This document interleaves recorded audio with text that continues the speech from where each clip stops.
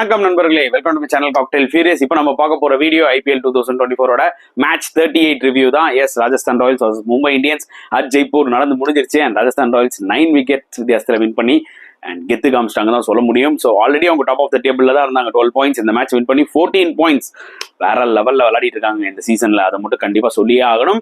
And Mumbai Indians டெஃபினட்டா disappointing performance, அதில் எந்த ஒரு டவுட்டுமே கிடையாது. பேட்டிங்லேயா இருக்கட்டும், போலிங்லேயா இருக்கட்டும், ஃபீல்டிங்லேயா இருக்கட்டும், கேச்சிங்லேயா இருக்கட்டும், எல்லாத்துலேயுமே வந்து பார்த்தீங்கன்னா சொதப்பிட்டாங்கன்னு தாங்க சொல்ல முடியும். So very they how perform under பெர்ஃபார்ம்னு தான் சொல்ல முடியும். அண்ட் இனிஷியலாக ஆக்சுவலாக டாஸ் வின் பண்ணார் ஹர்திக் பாண்டியா, பேட்டிங் எடுத்தாரு. மேபி சேசிங் எடுத்திருந்தா பெட்டரா இருந்திருக்குமோ. பட் ஸ்டில் அவங்க வந்து வின் பண்ண 3 மேட்ச் வந்து பாத்தீங்கன்னா கிட்டத்தட்ட ஃபர்ஸ்ட் பேட்டிங் எடுத்து தான் வின் பண்ணாங்க. ஸோ அந்த ஃப்ளோல அவர் எடுத்தாரு, அதுல எந்த ஒரு தப்பும் இல்லை. பட் அவங்க சரியா பெர்ஃபார்ம் பண்ணல, அதான் உண்மையான ஒரு விஷயம். So the highlights of the match கண்டிப்பா பாத்தீங்கன்னா சந்தீப் சர்மாவோட அந்த 5 விக்கெட், அது இன்ஜுரிக்கு அப்புறம் கம்பேக் ஆகி அந்த 5 விக்கெட் எடுத்திருக்காரு. சீரியஸா super performance. And Yashasvi Jaiswal's second IPL 100 and against Mumbai ரொம்பவே ஸ்பெஷலான ஒரு இன்னிங்ஸ் தான் கண்டிப்பா சொல்லி ஆகணும். அண்ட் கண்டிப்பா அவர் வந்து பாத்தீங்கன்னா ஃபர்ஸ்ட் ஒரு ஃபியூ மேட்சஸ் அவுட் ஆஃப் ஃபார்ம்ல இருந்தாரு. வேர்ல்ட் கப் ஸ்கோர்ல இருப்பாரா மாட்டாரா, அந்த பழைய ஜெய்ஸ்வாலை பார்க்க முடியலையே அப்படின்னு அவர் மேலேயே ஒரு நிறைய ப்ரெஷர். பட் இந்த மேட்ச்ல நிஜமாவே டைம் எடுத்துக்கிட்டாரு. ஸோ டைம் எடுத்துட்டு ஒரு ஆத்தென்டிக் கிரிக்கெட்டிங் ஷாட்ஸ் தான் அவரோட பிளஸ். என்ன, அதாவது கிராஸ் பேட் விளாடணும்னு அவசியமே இல்லைங்க. அவரோட ஸ்ட்ரென்த் நார்மல் கிரிக்கெட்டிங் ஷாட்ஸ் விளாட்னாலே அதுவே பயங்கரமா இருக்கும். அதை தான் அவர் எக்ஸாக்ட்லி பண்ணாரு. கிட்டத்தட்ட ஒரு இந்தியா வர்சஸ் இங்கிலாந்து டெஸ்ட் மேட்ச்ல அவர் அடிச்சார் பாத்தீங்கன்னா சில டபுள் ஹண்ட்ரட்ஸ். ஸோ அந்த இன்னிங்ஸை பார்த்த மாதிரி தான் இருந்துச்சு. ஏன்னா அவர் டெஸ்ட் மேட்ச்லேயே கிட்டத்தட்ட ஒன் டே T20 மாதிரி தான் சம்டைம்ஸ் விளாட்னாரு ஒரு சில போர்ஷன்ஸ்ல.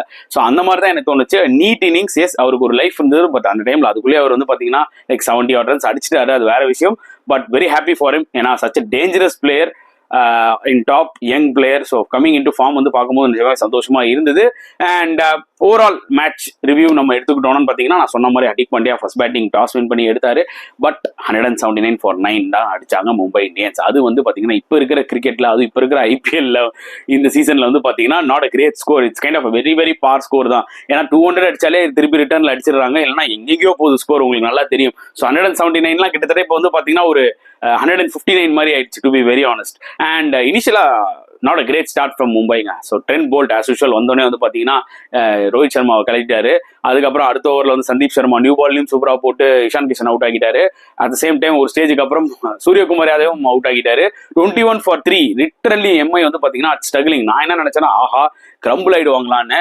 எஸ், நபியை கொஞ்சம் ப்ரொமோட் பண்ணாங்க. அவர் கொஞ்சம் பாசிட்டிவா விளாண்டாரு. 20 odd runs ரொம்ப அந்த அளவுக்கு ஒஸ்டா இல்லை, நல்லா பாசிட்டிவா விளாண்டாரு. பட் அவரும் சாகல் பால் அவுட் ஆயிட்டார் காட்டன் போல்ல. அந்த டைம் நிஜமாக கிரிட்டிக்கலான சுச்சுவேஷன்ல எம்ஐ இருந்தாங்க. ஐ திங்க் அரௌண்ட் 56 for 4 அந்த ஒரு சுச்சுவேஷன்ல. பட் ஃபென்டாஸ்டிக் ரெக்கவரிங்க ஃப்ரம் திலக் வர்மா, நேஹல் வதேரா. ஒரு வழியா நேஹல் வதேராக்கு ஆப்பர்ச்சுனிட்டி கிடைச்சிருச்சு. நம்ம முதல் மேட்ச்ல இருந்தே தலையை பிச்சுக்கிட்டு இருந்தோம், ஏன் நேஹல் வதேராக்கு ஃபர்ஸ்ட் மேட்ச்ல இருந்தே அந்த ஆப்பர்ச்சுனிட்டியை கொடுக்கல. நமந்தீர்னு ஒரு பிளேயர் கொடுத்தாங்க. Yes, he looks a talent, அதுல எந்த டவுட்டும் இல்லை. But Nehal Wadhera is a proven commodity இல்ல ஃபார் எம்ஐ. ஏன் அவருக்கு இவ்வளோ லேட்டா சான்ஸ் கொடுத்துருக்காங்கன்றது வந்து பாத்தீங்கன்னா லைக் என்ன எதுக்குன்னு புரிய மாட்டேங்குது ஆக்சுவலி. பட் வந்த மேட்ச்லேயே வந்து பாத்தீங்கன்னா அவரோட இம்பாக்டை காமிச்சிட்டாரு. 22 balls ஏதோ 49 fantastic innings. And Tilak Varma continuing is best form. என்ன பொறுத்த வரைக்கும் இந்த மும்பை இந்தியன்ஸ் டீம்ல இந்த சீசன்ல கன்சிஸ்டன்டா பெர்ஃபார்ம் பண்ண ஃபர்ஸ்ட் பிளேயர் யாருன்னு கேட்டீங்கன்னா திலக் வர்மாவா தான் இருக்கும். சூப்பரா விளையாடிட்டு இருக்காரு. 2 பேரும் கிட்டத்தட்ட 99 runs பார்ட்னர்ஷிப்.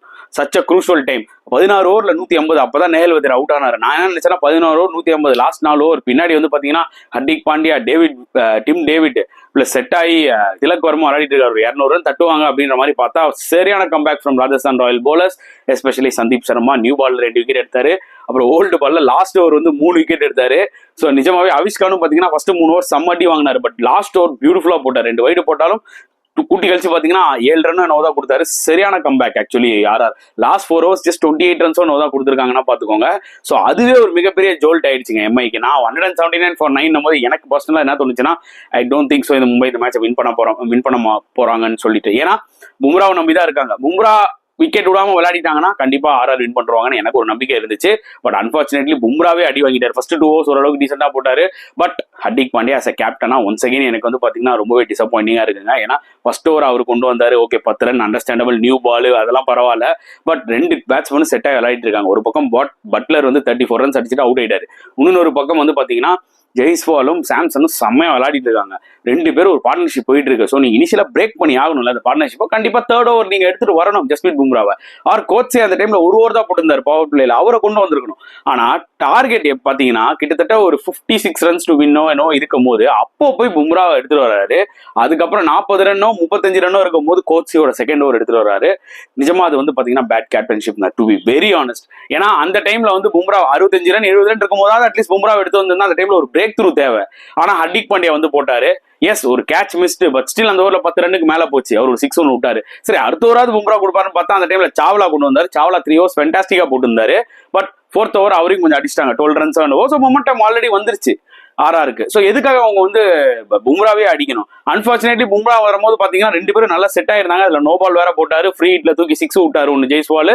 கான்பிடன்ஸ் வந்துருச்சு. ஸோ பும்ராவோட அந்த ஸ்பெல்லே மாறிடுச்சு. 4 overs 37. அவர் இது இருக்கும் பாத்தீங்கன்னா இந்த மேட்ச் இந்த சீரீஸ்ல இந்த அளவுக்கு ஒரு எக்ஸ்பென்சிவா போட்டிருப்பாரான்னு தெரியாது. 9க்கு மேல இந்த மேட்ச்ல போட்டிருக்காரு. ஸோ கைண்ட் ஆஃப் பேட் கேப்டன்ஷிப்ங்க. ஸோ எனக்கு அது ரொம்ப டிசப்பாயிண்டிங்கா இருக்கு. ஏன் ஹர்திக் இப்படி போலிங் ரொட்டேஷன்ல சொதப்பறாருன்னு அப்படின்னு.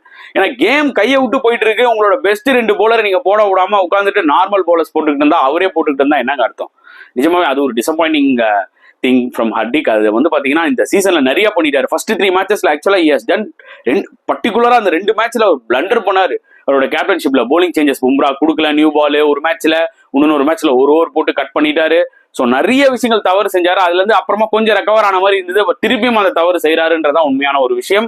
ஸோ நிஜமா எம்ஐ வந்து பாத்தீங்கன்னா not having a great IPL 2024. அதுல எந்த டவுட்டும் இல்லை. And Hardik Pandya also as a கேப்டனாவும் சரி, ஆஸ் அ பேட்ஸ்மேனாவும் சரி, ஆஸ் அ போலராகவும் சரி, ஓவராலாவே வந்து பாத்தீங்கன்னா அவர் சொதப்படுறாருன்றதா உண்மையான ஒரு விஷயம். But it happens to every player. But இது வந்து பாத்தீங்கன்னா ரொம்ப குரூஷலான ஒரு விஷயங்க. எம்ஐக்கு வந்து நீங்க ஒரு கேப்டனா இருக்கீங்கன்னா கண்டிப்பா பாத்தீங்கன்னா நீங்க பெர்ஃபார்ம் பண்ணணும். நீங்க தான் வந்து ஃப்ரண்ட்ல இருக்கணும் எக்ஸாம்பிளா. அண்ட் அட் சேம் டைம் எனக்கு இன்னொரு விஷயம் என்ன தோணுதுன்னா, ஆஸ் அ கேப்டனா ஒரு குஜராத் டைட்டன்ஸ்ல கேட்ச் விட்டாங்கன்னா தைரியமா வந்து ஏன்டா கேட்ச் விட்டேன்னு கேட்பாரு. பட் எம்ஐல வந்து பாத்தீங்கன்னா அந்த மாதிரி கேட்க முடியுமா? ஏன்னா கிட்டத்தட்ட எல்லாம் ஸ்டார் பிளேயர்ஸ், எக்ஸ்பீரியன்ஸ் பிளேயர்ஸ். இவர் வேற 2 வருஷம் விட்டுட்டு வேற உள்ள வராரு. யாரையும் கத்தவும் முடியாது, எதுவும் பண்ண முடியாது. அதனால சைலண்டா அப்படியே போயிடுறாரு. டசன்ட் சீம் டு பி அந்த டீம் ஒரு யூனிட்டா இருக்கிற மாதிரியே தெரியல. வின் பண்ணும் போது சிரிக்கிறாங்க, எல்லாம் பண்றாங்க. ஆனா ஒரு டீம் தோக்கும் போது பாத்தீங்கன்னா எல்லாமே ஸ்கேட்டர்டா இருக்கிற மாதிரி எனக்கு தோணுது. அதுதான் பெரிய பெரிய ஒரு மைனஸா இருக்கு ஆக்சுவலா எம்ஐக்கு இந்த சீசன்ல, எந்த டவுட்டும் இல்ல. But when it comes to Rajasthan Royals, yes, Buttler coming into form, Jaiswal coming into form. நம்ம சொன்னோம்ல அப்பவே, அவங்க வந்து ஜெய்ஸ்வால் பட்லர் அடிக்காமையே அப்பவே 8 பாயிண்ட் எடுத்திருந்தாங்க. 10 பாயிண்ட் கிட்டத்தட்ட 10 பாயிண்ட் எடுத்திருந்தாங்க. அப்புறம் பட்லர் ஒரு செஞ்சுரியை போட்டாரு, ஒரு மேட்ச் வின் பண்ணாங்க. இப்ப பாருங்க ஜெய்ஸ்வாலும் ஃபார்முக்கு வந்துட்டாரு. சஞ்சு சாம்சனும் சூப்பரா விளையாடிட்டு இருக்காரு. இந்த மேட்ச்ல ஒரு இம்பார்ட்டன்ட் 38 நாட் அவுட் நல்லா நாக் விளையாடினாரு. ஸோ கிட்டத்தட்ட அவங்களோட டாப் 4 வந்து அப்படியே கன்னு மாதிரி இருக்கு நிஜமாவே. So they will be really happy. ஆக்சுவலா ஆல்மோஸ்ட் தே ஆர் த்ரூல. இப்போ 14 பாயிண்ட்ஸ், இன்னும் ஒரு மேட்ச் வின் பண்ணாங்கன்னா டெஃபினட்டா தே ஆர் த்ரூ டாப் 4ல. அண்ட் தெரியல இன்னும் எவ்வளவு மேட்சஸ் அவங்க வின் பண்ண போறாங்கன்னு சொல்லிட்டு. ஸோ டாப் 2ல கண்டிப்பா ராஜஸ்தான் ராயல்ஸ் இருப்பாங்க, அது மட்டும் கிளியரா தெரிஞ்சிருச்சு. இப்போ டாப் 2ல சன்ரைசர்ஸா, கேகேஆரா, இல்ல சடனா சிஎஸ்கே எல்எஸ்டி இந்த மாதிரி டீம் டாமினேட் பண்ணி அப்படி போவாங்களா? ஸோ வெயிட் பண்ணி தான் பார்க்கணும். So it's going to be interesting. அதுல எந்த ஒரு டவுட்டுமே கிடையாது. அண்ட் இப்போ அவார்ட் செக்ஷனுக்குள்ள போலாம் வாங்க. ஸோ கெத்து பேட்ஸ்மேன் ஆஃப் த மேட்ச் டவுட்டே கிடையாதுங்க. Yashasvi Jaiswal fantastic innings, 104 runs. And இது அவரோட 2வது IPL 100. அண்ட் கண்டிப்பா பாத்தீங்கன்னா அவர் மேல நிறைய ப்ரெஷர் இருந்தது. இனிஷியல் ஃபியூ மேட்சஸ்ல அவர் ஃபார்ம்ல இல்ல. ஸோ அதனாலே வந்து பாத்தீங்கன்னா நிறைய பேர் ஆஹா ஒரு வேர்ல்ட் கப் T20 ஸ்குவாட்ல எடுத்துட்டு போலாமான்ற மாதிரி எல்லாம் பேச்சு வந்துருச்சு. என்ன பொறுத்த வரைக்கும் அது கம்ப்ளீட்லி புல்ஷிட்டுங்க. ஏன்னா ஜெய்ஸ்வால் மாதிரி பிளேயர்லாம் நீங்க கண்டிப்பா ஸ்குவாடுக்கு எடுத்துட்டு போகணும். நீங்க 11 விளையாடுறீங்களா secondary. But he has to be there in that world cup T20 squad. அதுல எந்த டவுட்டும் இல்ல. பிளஸ் இந்த ஒரு 100 அடிச்சு, அதுவும் ரோஹித் சர்மா முன்னாடியே அடிச்சு கிளியரா சாதிச்சிட்டாரு. மேட்ச் முடிச்சுட்டு கூட வந்து பாத்தீங்கன்னா லைக் ரோஹித் சர்மா கிட்ட போயிட்டு எஸ் அப்படின்னு இருந்தாரு. So it was good gesture. Actually நல்லா இருந்தது. ஆக்சுவலி அவர் நான் அடிச்சிட்டேன் தலைவா, நான் அடிச்சிட்டேன்ற மாதிரி அவர் சொல்லியிருந்தாரு. So great innings. அதனால தான் கெத்து பேட்ஸ்மேன் ஆஃப் த அவார்டு இன்னைக்கு வந்து பாத்தீங்கன்னா நம்ம வந்து ஜெய்ஸ்வாலுக்கு தரோம். So, get the bowler of the match. Obviously, Sandeep Sharma, 5 wickets coming after an injury. சான்ஸே கிடையாதுங்க. நிறைய பேர் சொல்லலாம் என்னங்க அவர் வந்து நிறைய பேர் தூக்கி கையில கொடுத்தாங்க அப்படின்னு. பட் 4 overs அவர் எவ்வளவு ரன்ஸ் கொடுத்துருக்காருன்றத பாருங்க. அது அப்போ தெரியும் உங்களுக்கு அவர் எந்த அளவுக்கு சூப்பரா போட்டிருக்காருன்னு. இன்ஃபேக்ட் இந்த மேட்ச்ல நியூ பால்லே வந்து போட்டாரு. Ishan Kishan wicket and Suryakumar Yadav wicket, 2 crucial wicket new பால்ல. புரியுதா உங்களுக்கு? அதுக்கப்புறம் லாஸ்ட் ஓவர்ல வந்து 3 விக்கெட். லிட்டரலா அந்த மொமெண்டமே கிரஷ் பண்ணாரு அவர். ஆக்சுவலா எம்ஐயோட பேட்டிங் மொமெண்டமே சான்ஸே கிடையாதுங்க. சரியான பெர்ஃபார்மன்ஸ், கிரேட் டேலண்ட். அதாவது வந்து பாத்தீங்கன்னா அவரோட ஒரே ப்ராப்ளம் என்னன்னா இன்ஜுரி ஆயிடுறாரு. அதாவது தான் அவர் வந்து பாத்தீங்கன்னா பதுக்கி வச்சுட்டு இருக்காங்க ராஜஸ்தான் ராயல்ஸ். ஏன்னா நாளைக்கு பிளே ஆஃப்னு வரும்போது இவரெல்லாம் வந்து கண்டிப்பா ஃபிட்டா இருக்கணும். அதனாலதான் பார்த்து இவர் விளையாடுறாங்க. அண்ட் இவர் விளையாடுற மேட்ச் எல்லாமே பாத்தீங்கன்னா பயங்கரமான இம்பாக்ட் கொடுத்துட்டு இருக்காரு. 5 wickets இந்த T20 வந்து பாத்தீங்கன்னா வாய்ப்பே கிடையாதுங்க. சோ அதனாலதான் கெத்து பவுலர் ஆஃப் த அவார்டு வந்து பாத்தீங்கன்னா சந்தீப் சர்மா வாங்குறாரு. So allrounder of the match வந்து பார்த்தீங்கன்னா பெருசாக அந்த மாதிரி எதுவும் இல்லைங்க. அதனால நம்ம அதை ஸ்கிப் பண்ணிட்டு next ultimate fielder of the match கண்டிப்பாக போவோம். கண்டிப்பாக நான் சஞ்சு சாம்சனுக்கு தான் கொடுப்பேன். ஏன்னா ரோஹித் சர்மாவோட அந்த ஹை கேட்ச், ஏன்னா அது க்ரூஷுவல் அந்த டைம்ல. ஏன்னா ரோஹித் சர்மா ஃபர்ஸ்டே அவுட் ஆகிட்டீங்கன்னா அதுவே ஒரு செட் பேக்காக ஆயிடும் எம்ஐக்கு. அண்ட் அந்த கேட்சை சூப்பராக பிடிச்சாரு. ஸோ அதனால தான் ultimate fielder of the match award goes to Sanju Samson. So சொதப்பல் ஆஃப் த மேட்ச் எடுத்துக்கிட்டீங்கன்னா மும்பையோட டாப் 3 பேட்ஸ்மேன் 21 for 3 அப்படி ஒரு ஸ்டார்ட் இருந்துட்டாலே நீங்க ஸ்ட்ரகிள் தான் ஆக போறீங்க. அதுல எந்த ஒரு டவுட்டும் இல்லை. என்னதான் திலக் அண்ட் நேஹல் வதேரா ஒரு மிகப்பெரிய ஒரு பார்ட்னர்ஷிப்பை கிரியேட் பண்ணி அவங்கள மும்பையை வந்து பாத்தீங்கன்னா கிரிட்டிக்கல் சுச்சுவேஷன்ல இருந்து சேவ் பண்ணாலும் ஸ்டில் அந்த டைம்ல இன்னும் 2 விக்கெட் போச்சுன்னா அவங்க ஸ்ட்ரகிள் ஆயிட்டாங்க பாருங்க. அதனால டாப் ஆர்டர்ல 20 for 3 இன்னைக்குமே அது டீமுக்கு ஒரு மிகப்பெரிய செட் பேக். அது ஒரு சொதப்பலான மூவ்மெண்ட் தான் எனக்கு தெரிஞ்ச இருக்கும். So turning point of the match வந்து பாயிண்ட் இஸ் வெரி சிம்பிளுங்க. அதாவது 21 for 3 வந்து பார்த்தீங்கன்னா ஆப்வியஸ்லி அதுல இருந்து ரெக்கவர் ஆயிட்டாங்க. பட் ரெக்கவர் ஆகி 16 overs 151 இருந்தாங்க. 50 சம்திங் 150 ஐ திங்க். ஸோ அதுல இருந்து பார்த்தீங்கன்னா ஜஸ்ட் 28 runs தான் அடிச்சாங்க. அந்த லாஸ்ட் 4 overs தான் வந்து பார்த்தீங்கன்னா RR bowlers வந்து செஞ்சிட்டாங்க. எஸ்பெஷலி சந்தீப் சர்மா, அவிஷ் கான் சூப்பரா போட்டாங்க. அங்கதான் வந்து பார்த்தீங்கன்னா மும்பையோட அந்த ஒரு ஹிட்டிங் பவர் வந்து பார்த்தீங்கன்னா ரொம்பவே ஸ்ட்ரகிள் ஆச்சு. To be very honest. So அதுதான் ஒரு டேர்னிங் பாயிண்டே. ஏன்னா ஈஸியா 4 ஓவர்ல நீங்க 40 ரன் எக்ஸ்ட்ரா ஒரு 15 ரன் அடிச்சிருந்தா கூட ஒரு இம்பாக்ட் இருந்திருக்கும். சரி, அதனால RR வந்து பாத்தீங்கன்னா லைக் 9 விக்கெட் வித்தியாசத்துல வின் பண்ணாங்க. 200 அடிச்சிருந்தா என்ன RR அடிச்சிருக்காதா அப்படின்னு நீங்க கேட்பீங்க.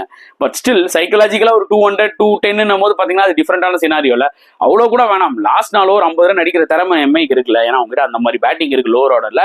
பட் ஜஸ்ட் 4 ஓவர்ஸ்ல 28 ரன்ஸ் தான் கொடுத்தாங்க RR. எனக்கு தெரிஞ்சு அதுதான் வந்து பாத்தீங்கன்னா game changing movement. So guys, award section பார்த்துருப்பீங்க, என்ஜாய் பண்ணிருப்பீங்கன்னு நினைக்கிறேன். உங்களோட கருத்துக்களை தாராளமாக கமெண்ட் செக்ஷன்ல போடுங்க. இந்த வீடியோ பிடிச்சா லைக் பண்ணுங்க, ஷேர் பண்ணுங்க, முடிஞ்சா சப்ஸ்கிரைப் பண்ணுங்க. ஸோ நெக்ஸ்ட் வீடியோல பார்க்கலாம் ஃப்ரெண்ட்ஸ். அண்டில் தென் பாய்.